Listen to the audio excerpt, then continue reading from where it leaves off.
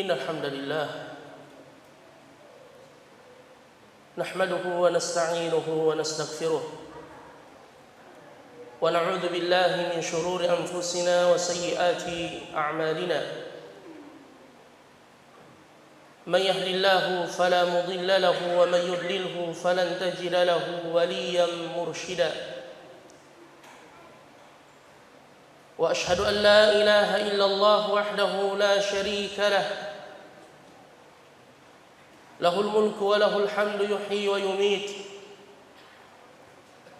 وهو حي لا يموت بيده الخير وهو على كل شيء قدير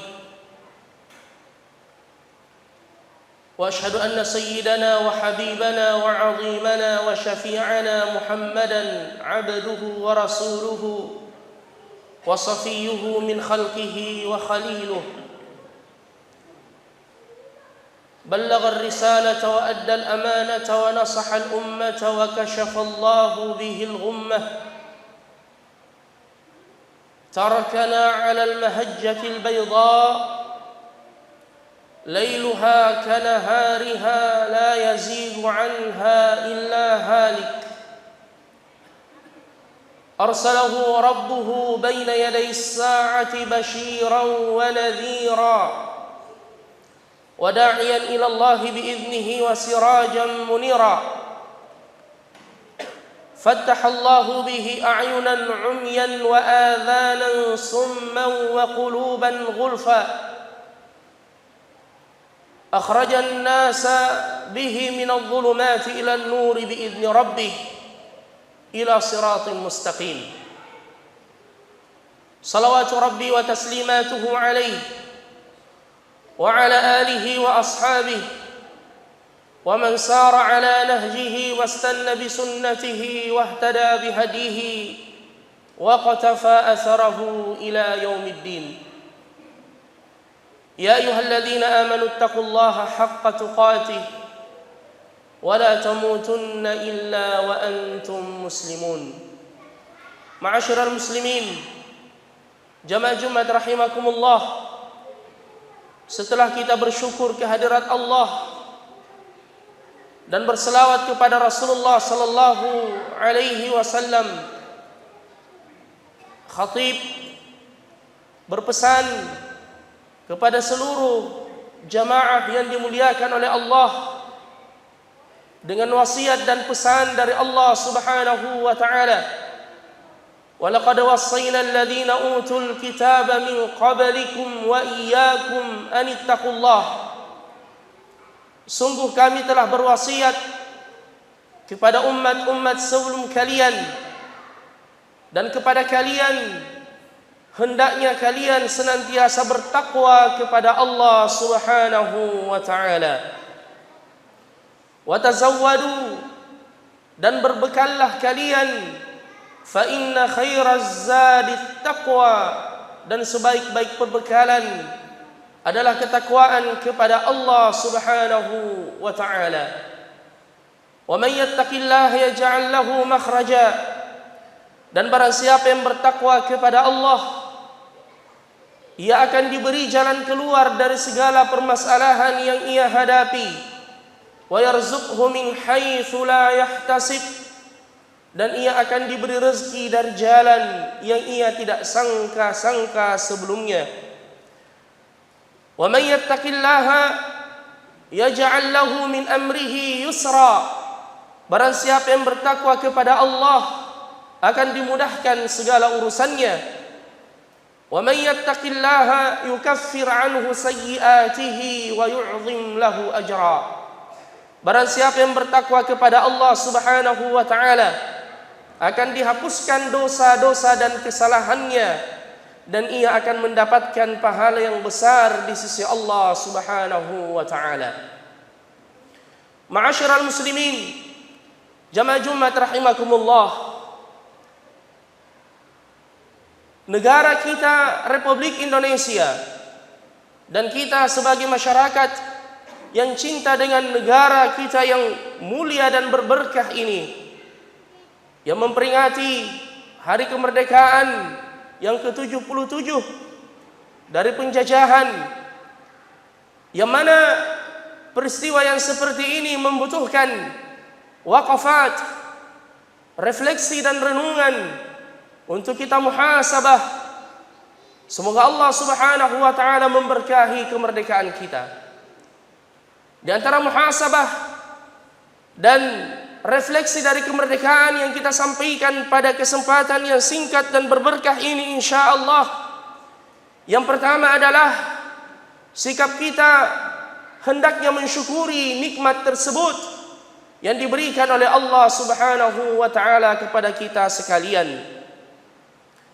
Ketika Allah Subhanahu wa taala menyebutkan di dalam surah Ibrahim bagaimana Allah menyelamatkan Musa bersama dengan kaumnya dari penjajahan Fir'aun alaihim la'natullah, Nabi Musa alaihi salam berkata kepada kaumnya, wa qala Musa liqaumihi udhkuru ni'matallahi 'alaikum, dan berkatalah Nabi Musa kepada kaumnya, ingatlah nikmat Allah kepada kalian, idz anjakum min ali fir'aun, ketika kalian diselamatkan oleh Allah dari penjajahan Fir'aun dan keluarganya, yasumunakum su'al 'adzab, menyiksa kalian dengan siksaan yang berat, wa yudzabbihuna abna'akum wa yastahyuna nisa'akum, bahkan membunuhi anak-anak lelaki kalian dan membiarkan hidup anak-anak wanita kalian. Wa fi dzalikum bala'un min rabbikum 'adzim, dan itu adalah ujian yang sangat berat dari Allah Subhanahu wa taala. Kemudian ayat selanjutnya, wa idz ta'adzana rabbukum la in syakartum la azidannakum wa la in kafartum inna 'adzabi lasyadid. Ketika Allah Subhanahu wa taala telah mempermaklumkan kepada kalian, jika kalian mensyukuri nikmat Allah Subhanahu wa taala, nikmat itu akan ditambahkan. Namun jika kalian kufur, sungguh azab Allah Subhanahu wa taala sangatlah pedih. Kemudian Musa mengingatkan kepada kaumnya dan kepada kita sekalian, in takfuru antum wa man fil ardi jami'a fa innallaha laghaniyyun hamid. Jika kalian kufur kepada Allah, bahkan seluruh manusia yang ada di bumi ini, maka Allah Maha Kaya, Maha terpuji dan tidak membutuhkan kalian. Oleh karenanya, jamaah Jumat rahimakumullah, kemerdekaan yang Allah Subhanahu wa taala anugerahkan kepada kita, yang tertuang dalam undang-undang dasar kita, yang merupakan rahmat atas berkat rahmat Allah Subhanahu wa taala yang Maha Kuasa, kewajiban kita untuk mensyukurinya agar nikmat ini dijaga dan ditambahkan oleh Allah Subhanahu wa taala. Bagaimanakah cara kita mensyukurinya? Kata para ulama, mensyukuri nikmat Allah Subhanahu wa taala dengan 3 hal. Yang pertama bil lisan, dengan lisan kita. Yang kedua dengan bil qalb, dengan hati kita. Dan yang ketiga adalah bil amali wal arkan, dengan anggota tubuh kita.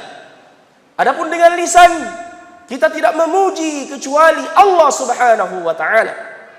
Oleh karenanya, bentuk ketawaduan para pendahulu kita, para pahlawan kita yang membuat undang-undang dasar Negara Kesatuan Republik Indonesia, di awal naskah tersebut dengan penuh pengakuan disebutkan dan termaktub yang tertoreh dengan tinta emas bahwasanya kemerdekaan ini berkat rahmat Allah Subhanahu wa taala. Allah Subhanahu wa taala mensifatkan Nabi Nuh di dalam Al-Qur'an, dzurriyyata man hamalna ma'a Nuh innahu kana 'abdan syakura. Sungguh Nabi Nuh hamba yang banyak bersyukur kepada Allah. Kata para ulama tafsir, tidaklah ia menyuapkan makanan ke mulutnya kecuali mengucapkan alhamdulillah, memuji Allah Subhanahu wa taala. Dan ini pula yang pantas untuk senantiasa kita ucapkan sebagai wujud kesyukuran, memuji Allah dan mengucapkan alhamdulillahilladzi bi ni'matihi tatimmus shalihat. Adapun yang kedua, bersyukur dengan al-qalb, dengan hati kita, yaitu dengan meyakini dengan seyakin-yakinnya bahwasanya tiada nikmat yang kita rasakan kecuali ia merupakan anugerah dan pemberian dari Allah. Sebagaimana firman Allah di dalam Al-Qur'an, "Wa ma bikum min ni'matin faminallah." tidaklah nikmat yang kalian rasakan kecuali datangnya dari Allah Subhanahu wa taala. Bisa kita bayangkan jamaah Jumat rahimakumullah, kita terlepas dari penjajahan. Di sana masih banyak negara dan saudara-saudara kita yang tertindas dan yang terjajah, seperti saudara-saudara kita yang ada di Masjidil Aqsa dan yang ada di Palestina yang terus terjajah. Masih banyak saudara-saudara kita yang terusir dari kampung halamannya. Bahkan mereka tidak merasakan keamanan pada diri dan keluarganya. Untuk mencari makan mereka kesulitan. Bahkan banyak yang mati kelaparan. Adapun kita alhamdulillah, kita merasakan keamanan, ketentraman, rezeki yang berlimpah. Sebagaimana yang Allah Subhanahu wa taala sebutkan di dalam Al-Qur'an, baldatun thayyibatun wa rabbun ghafur. Negeri yang berberkah yang diridai oleh Allah Subhanahu wa taala. Dalam hadis Rasulullah sallallahu alaihi wasallam bersabda, "Man asbaha aminan fi sirbi, mu'afan fi jasadi, indahu qutu yaumi, faka'annama hizat lahu dunya bihadafiriha." Barang siapa yang terbangun di waktu subuh, ia merasakan sehat walafiat, dia merasakan keamanan, tidak ada gangguan, kemudian ada makanan yang bisa ia makan pada hari itu, kata Rasulullah, maka seakan dunia beserta isinya telah dibentangkan kepadanya, kata Rasulullah. Dan ini yang hampir setiap saat kita rasakan jamaah Jumat rahimakumullah. Wajib untuk kita syukuri, karena jika kita kufur, maka Allah juga mewanti-wanti kita di dalam Al-Quran. Wa daraballahu mathalan qaryatan kanat aminatan mutmainnah ya'tiha rizquha ragadan min kulli makan fakafarat bi an'amillah faadaqaha Allahu libasal ju'i wal khawfi bima kanu yasna'un. Allah memberikan permisalan dengan sebuah negeri yang dulunya aman dan tentram, yang datang rezeki dari berbagai penjuru, namun mereka kufur dengan nikmat Allah Subhanahu wa taala, dan nikmat itu digantikan dengan libasal ju' wal khauf, ketakutan dan kelaparan disebabkan ulah tangan mereka sendiri. Kemudian yang ketiga, asyukur bil arkan. Kita mensyukuri nikmat Allah Subhanahu wa taala dengan anggota tubuh kita, dengan pengamalan sebagaimana perintah Allah kepada keluarga Daud yang telah dibentangkan kepada mereka nikmat yang begitu banyak. Allah berkata, "I'malu ala Dawud syukra wa qalilun min ibadiyasy syakur." Beramallah wahai keluarga Daud sebagai wujud kesyukuran kepada Allah, dan sedikit di antara manusia yang pandai bersyukur kepada Allah. Ketika Nabi sallallahu alaihi wasallam dimuliakan oleh Allah, bahkan mendapatkan jaminan ampun dari dosa-dosa beliau yang telah lalu, yang akan datang, hal itu tidak menjadikan beliau berpangku tangan dan bermalas-malasan untuk beribadah. Bahkan beliau semakin bersyukur dan giat beribadah kepada Allah. Sampai di suatu malam, pernah istri beliau tercinta Aisyah radhiyallahu anha melihat Rasulullah sallallahu alaihi wasallam melakukan qiyam, kaki beliau sampai pecah-pecah. Beliau kemudian berkata dengan penuh rasa kasihan, "Ya Rasulullah, sungguh engkau adalah seorang hamba yang telah mendapatkan jaminan ampun yang telah lalu dan yang akan datang dari dosa-dosa Anda. Namun mengapa Anda beribadah sampai seperti ini?" Apa jawaban Nabi sallallahu alaihi wasallam? "Afala akunu 'abdan syakura?" Tidakkah pantas aku menjadi hamba yang pandai bersyukur kepada Allah Subhanahu wa taala? Oleh karenanya jemaah Jumat rahimakumullah, kita mengisi kemerdekaan ini dengan semakin mendekatkan diri kepada Allah Subhanahu wa taala, meningkatkan kualitas ibadah kita kepada Allah Subhanahu wa taala. Karena negeri ini berada di dunia yang sementara, yang akan kita tinggalkan, dan tempat tinggal kita yang sebenarnya adalah negeri dan kampung akhirat.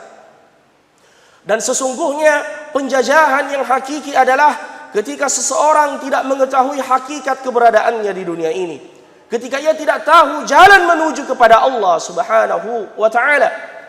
Padahal Allah telah menegaskan di dalam Al-Quran, "Wa ma khalaqtul jinna wal insa illa liya'budun." Tidaklah aku ciptakan jin dan manusia kecuali untuk beribadah kepada Allah Subhanahu wa taala.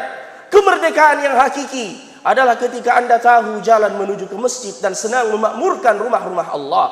Kemerdekaan yang hakiki adalah ketika Anda senang bersama dengan kitabullah, membaca Al-Quran ana al-laili wa atrafan nahar, yang merupakan petunjuk kita hidup di dunia dan di akhirat. Kemerdekaan yang hakiki adalah ketika kita bersama dengan orang-orang yang rukuk dan senang sujud kepada Allah Subhanahu wa taala. Wa aqimus shalah wa atuz zakah warka'u ma'ar raki'in. Sujudlah kalian, dirikanlah salat, keluarkanlah zakat, dan sujudlah, rukuklah bersama dengan orang-orang yang rukuk. Apa makna sebuah kemerdekaan jika kemudian kita semakin jauh dari Allah Subhanahu wa taala, semakin memperturutkan hawa nafsu, semakin mengikuti ajakan-ajakan syaitan?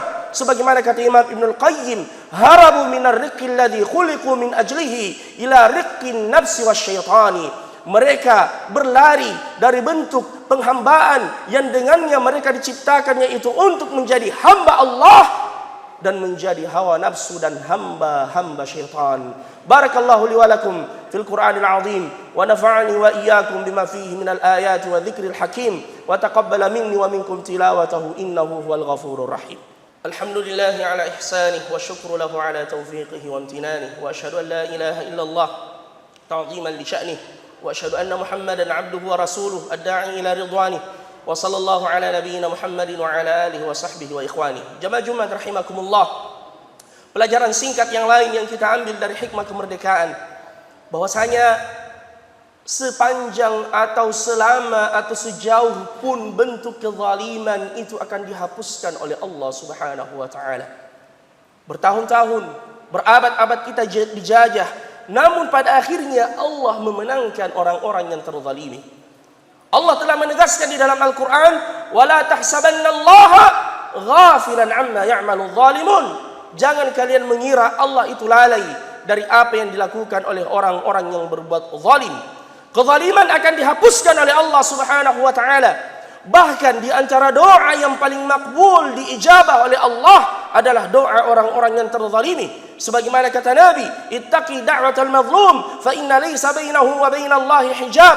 Takutlah dengan doa orang-orang yang terzalimi, karena sesungguhnya tiada perantara antara doa itu dengan Allah Subhanahu wa taala. Sehingga dalam hadis qudsi, ketika doa orang yang terzalimi diangkat ke langit, Allah kemudian berkata, wa izzati wa jalali, demi kekuasaanku dan kemuliaanku, la ansurannaki walau ba'da hin, saya akan menolongmu walaupun setelah waktu yang lama, kata Allah Subhanahu wa taala. Allah mengulur-ngulur orang yang berbuat zalim, namun tidak pernah lalai. Sebagaimana kata Nabi, innallaha la yumli lidh-dhalim hatta idza akhadahu lam yuflithu. Allah terkadang mengulur-ulur orang yang zalim, bahkan diberi segala sesuatunya, namun ketika dia diambil oleh Allah, tidak ada yang mampu menyelamatkannya, kata Rasulullah sallallahu alaihi wasallam.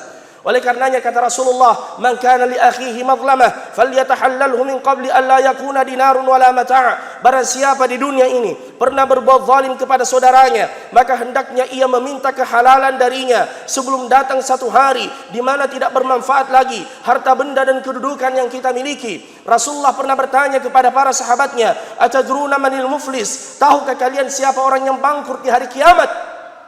Di antara sahabat ada yang menjawab, al-muflisu fina man laysa lahu dinarun wala mata'. Orang yang bangkrut ya Rasulullah, yang tidak memiliki dinar, yang tidak memiliki harta benda. Namun jawaban itu dinafikan oleh Nabi. Beliau kemudian menjelaskan, orang yang bangkrut di hari kiamat adalah yang datang dengan segudang amalan saleh yang pernah ia kerjakan, dengan salatnya, dengan puasanya, dengan sedekahnya, dengan hajinya, dengan umrahnya, dengan zakatnya, seluruh kebaikannya. Akan tetapi kata Nabi, qad daraba hadza wa safaka dama hadza wa akhadha mala hadza wa daraba hadza. Akan tetapi di dunia dia pernah mengambil harta fulan, dia pernah mencemarkan kehormatan fulan, dia pernah mencucurkan darah fulan, dia pernah memukul fulan, sehingga orang-orang yang pernah ia zalimi datang meminta keadilan di pengadilannya Allah Subhanahu wa taala, sehingga kebaikan yang pernah ia lakukan dibagikan kepada mereka. Kemudian kata Nabi, wa in faniyat hasanatu, dan ketika kebaikannya telah habis disebabkan banyak orang yang ia zalimi, keburukan orang-orang yang pernah ia zalima itu diambil dari mereka dan dilemparkan kepadanya sehingga ia dimasukkan ke dalam neraka. Wal'iyadzubillah. Oleh karenanya jaga diri kita dari berbuat zalim kepada siapapun, kepada manusia, kepada kerabat kita, kepada keluarga kita atau tetangga kita, karena semuanya itu akan dihisab di hadapan Allah Subhanahu wa taala. Semoga Allah Subhanahu wa taala memberkahi negeri kita yang kita cintai ini dan dijaga dari segala keburukan dan diberikan keberkahan dari langit dan bumi dengan ketakwaan kepada Allah. Walau anna ahlal qura amanu wattaqau lafatahna alaihim barakatin minas samai wal ard. Ma'asyiral muslimin rahimakumullah, innallaha amarakum bi amrin bada'a bihi nafsahu wa thanna bihi malaikatahu al-musabbihatu bi qudsihi. Wa qala jalla min qailin karima, innallaha wa malaikatahu yusalluna 'alan nabi ya ayyuhalladzina amanu sallu 'alaihi wa sallimu taslima.